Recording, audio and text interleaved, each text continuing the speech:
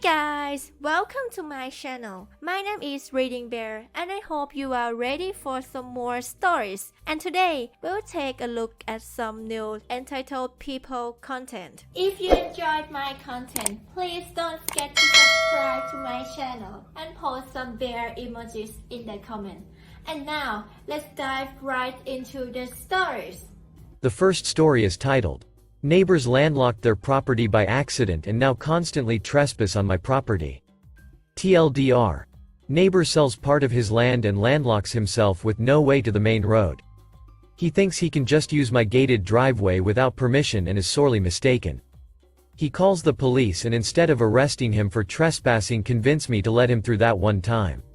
We go to court over it with him claiming I am blocking him when in reality he blocked himself.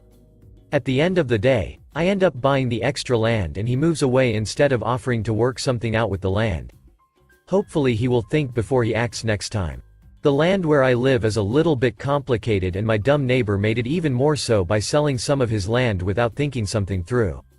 The way it is laid out is that on one side of the land is a main road and that is the only official road for any of us to access from where we are. The other side of our land is woods and then eventually a lake, so the point I want clear is that the main road is the only way to get anywhere by car. I have built my own little road and gated it in so that I could have a path for my truck to get from the road to my house. My neighbor had a much more basic gravel road for the same thing. That is enough for the annoying needed backstory, and we can start with what my neighbor did that made him stupid. He wanted to downsize and ended up selling a decent chunk of his land off to someone else. He didn't keep any land though that connects to the main road and his current path now belongs to them. He basically got himself stuck where he has no way to the main road and is landlocked. I honestly have no idea how he managed to look at the maps and paperwork and not see this potential problem at least once. I can at least say we never actually had issues with this neighbor before. We are a very close in proximity but keep to ourselves kind of people. I assume that he thought he could use that same gravel road, but the new owners have livestock and actually got rid of it and fenced in their area. Now he was basically stuck and the only way in or out was my road. I am going to blunt in saying that I didn't want this guy driving through my property, and since the gate was remote activated, he couldn't just manually open it up. You would think that any smart person would try to at least speak to me first, because while I didn't want him using it I might have while he figured something else out. I really don't know what though. Instead, he just showed up one night and kept buzzing to be let into the gate. I didn't want to start some kind of pattern, so I ignored it and didn't let him through. I don't even know how he got out, but if I go through all my thoughts I will be typing forever. He then got out of the car and walked to my house yelling that I needed to let him through. I told him to get the hell off my property before I called the cops on him for trespassing. Turns out he called the cops before I could, and I had to explain the entire thing to them. They honestly had no idea what to do about the entire situation and had to call their supervisor. We went back and forth for a while before he asked, more like demanded, I let him through this time until we can sort things out properly. He called the next day telling me that the police didn't want to get involved in these kinds of disputes and would hope the two of us could come to some sort of agreement. I will save you all the suspense because we didn't come close to any agreement. He wanted full access, a remote key, and made it clear he had no plans to figure anything else out. I put my foot down and told him that he wasn't allowed on my property anymore. I thought it would be the end, but he tried to actually get a lawyer on this thing. Despite him trespassing on my property and calling the police, he was now trying to get me in trouble for not allowed him to use it. They were trying to argue that I wasn't allowed to block any sanctioned road. I had to go and hire a lawyer who told me that I was very smart for not giving him access because now he can't claim I took it away. The biggest flaw in his whole case was simply that it wasn't a real road that I was denying him access to. I know I had been calling it a road due to its length, but really it is just a very long driveway. It goes from the main road and then to my house, which I at least see as a driveway. Even if it isn't, it is still a private road. It doesn't have a name and it wouldn't be on any maps since it isn't sanctioned. In fact, to get to his house he would need to get through my gate, drive to my house, and then from there drive on the grass all the way to his house. During this whole process he wasn't allowed to really get in and out of his property easily, so he was staying with family in the nearby town. He kept threatening that I was going to have to pay for every day I refused him access to his land, but he really had no case. The combination of it being my gated driveway and the fact he would destroy my grass going through it meant that it was in fact mine. If he tried to go on it, I had full rights to call the police and have him arrested for trespassing. That got me angry since that is what should have happened at the start before I had to pay all of these lawyer fees. I know that I might sound harsh, but please keep in mind he really did this to himself. He left himself with property and no way to get in and out of it. He was in control of what he sold and most likely could have given himself a small strip big enough to make a path for him to get through. Instead, he just assumed without asking that me and even the guy he sold the land to would be fine with him coming and going through our property. He made a really dumb decision, and instead of trying to rectify it he doubled down by making more bad choices. Now you might want to know what he did since he had this land he couldn't access. The other guy was brought in and the three of us mediated possible solutions. I would sell him that strip of land between the properties so he could make his own little path. The other guy even offered the possibility of moving the property lines around so that he would still get the land he paid for, it would just be shifted to work a little better. My dumb neighbor wanted none of these solutions and instead was fixated on that one of us needed to buy his property. The other guy just couldn't do it after just buying, so that left me. I really didn't need the land and wanted to say no at first. His lawyer thought made a decent offer on the land, so I decided I would buy it and figure out what to do with it later. My lawyer fees were going to come out of pocket because I knew trying to sue neighbor would just be more stress than it was worth. I allowed moving vans to use my driveway that one time just so I could get him out of there without issues or police. Maybe in the future he will make smarter decisions, but I sadly doubt it. The next story is titled, My Father and His Newfound Entitlement. I let my father and his wife live free for years in my house that I inherited from my grandfather. I lived somewhere else. He had to follow one rule to live free in the house: to not touch my room and my grandfather's office. I paid everything except for their food and entertainment. After living there for 7 years, he thought he was the owner of the house.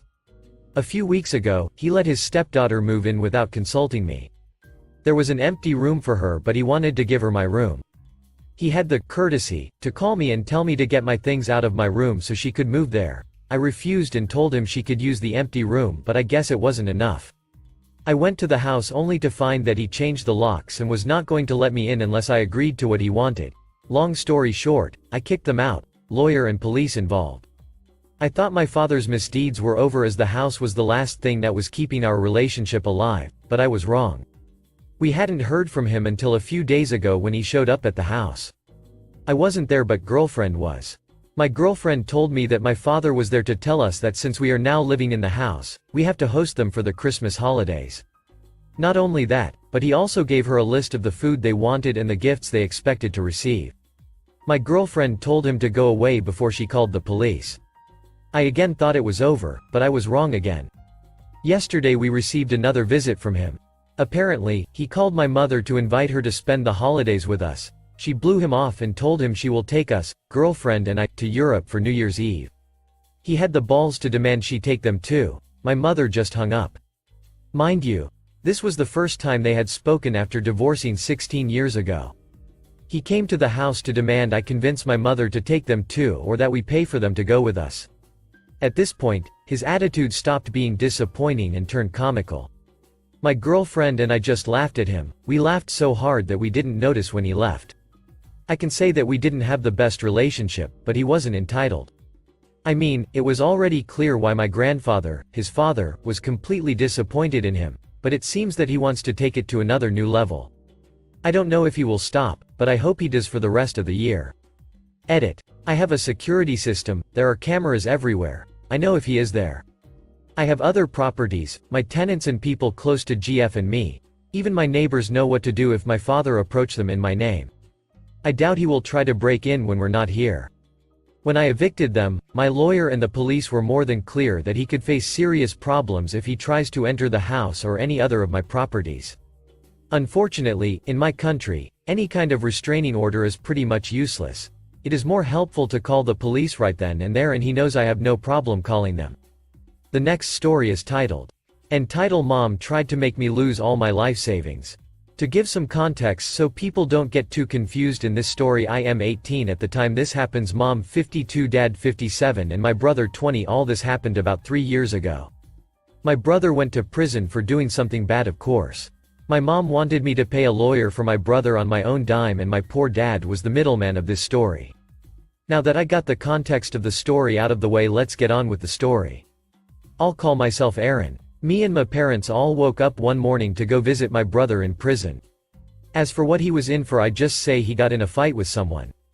So, we all went into the car to go visit my brother in prison. When we got there, we learned for some dumb reason only my parents get to visit my brother, so when my parents went to visit him, I was forced to wait in the police station waiting area. About 40 minutes later, my parents came back. I asked if everyone was ready to leave. My mom said yes, we need to talk in the car. So, me, mom and dad all got in the car, and my mom asked me this. So, Aaron, I know you got like $10,000 or more in your savings. I want to know if we can use your money and we'll pay you back. Keep in mind, I have been working hard since I was 14 years old to get at least $10,000 in my name. I do not go out of my way to hide the fact I got my own money from either parents. So, when my mom politely asked me for $10,000, I politely told her, no. The reason is because 1, I do not deserve to suffer for my own brother's suck-ups. 2, my brother is always stealing money from me and everyone in my family. I do not like my brother for multiple reasons. When I told my mom no, she started yelling at me and my dad. She threatened to get a lawyer involved and make me give her all my life savings. I asked her if she got enough money for a lawyer, why not use it for my brother? Mom. Never mind that, you are so selfish. Then she went on a long rant about all she did for me, trying to guilt me into giving her my money, all so that my brother could have a lawyer, only for him to be in prison still. While mom was yelling at me, my dad tried to calm her down. Eventually the yelling got so much for me and dad, we both just chose to take Uber home and leave the keys to the car with my mom. Of course, mom was yelling at us in public on the sidewalk in front of a police station while me and dad walked away. Me and my dad got home with Uber and my dad called my mom on the phone. While my mom was yelling at my dad on the phone, my dad said this. Look, it's his money. His brother being in prison is not his problem. He worked hard on getting that money. My mom got home and didn't say a single thing to me. Me and my mom were not on speaking terms for 2 weeks, till finally we got news that my brother's public attorney was able to prove my brother was not guilty. My mom finally came to me and said she is sorry. Though she said she's sorry, I was still mad at her and gave her the silent treatment for a whole month. Today my mom and I are on speaking terms again. The last story is titled, Ek Tries to Burn Neighbor's House Down. Apparently the angel did this by accident because he would never do such a thing. This story took place a few years ago. In my old neighborhood, a super entitled kid lived up the street and he thought his life was GTA. This kid was a sucking brat. As far as I know, he had never been disciplined in his life, so this obviously meant he never learned proper manners and did whatever he wanted. He was around 10 to 11 years old around the time this took place, which shows how immature he was. He would always use a slingshot. He had to sling rocks at me and my best friend. His mother never did jack shit and one of the neighbors would have to tell him to stop. I'm surprised we didn't just beat the shit out of him, but I guess we didn't want to get in trouble with his mom, who is a huge mama bear. He chucked a rock at a neighbor's water pipes that connect to the hose and broke it and didn't receive any consequences at all. However, that is a story for another day. This one night during a neighborhood party, he somehow got his hands on a lighter. He grabbed a bunch of paper and snuck to the side of the house that belonged to the neighbors hosting the party and tried to light the house on fire using the paper to get a fire going. Fortunately, my friend's dad caught the EK doing this and stopped the EK from burning anything else. My friend's dad immediately informed the neighbors and the EK's mother. Of course, this wouldn't be an entitled parent story without an entitled parent. The M got super defensive and yelled at them, saying that her son did this by accident. She refused to believe her little angel would do such thing on purpose. While it could have been an accident with him being irresponsible and dicking around with a lighter, he was old enough to know not to duck around with lighters. Also, he and the neighbor's oldest son, he is about the same age as EK, hated each other. The EK constantly bullied his younger brother, both verbal and physical, with rocks. Both parents tried to explain to the M that all the evidence was there and the gut EK was caught in the act. The M lost her shit and stormed off with her little shit stain in tow. I never even heard about this until my friend told me the next day.